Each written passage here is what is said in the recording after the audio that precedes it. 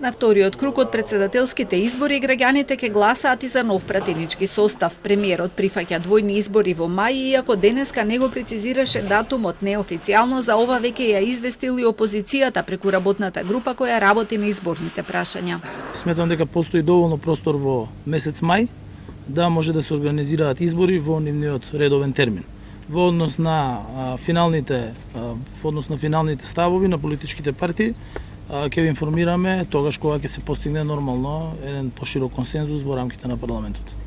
Пресвртот следи откако коалиционите партнери од власта ДУИ и Алијанса за албанците излегоа со став дека го прифаќаат предлогот на ВМРО ДПМН изборите да бидат споени. Ова е чекорот што го баравме и го очекувавме со оглед на тоа што споени избори се единствен логичен расплет на настаните, со тоа што ќе се одбегне грч на стопанството и потребата финансиски да се оптоварат граѓаните преку зголемени трошоци за евентуални разделени избори.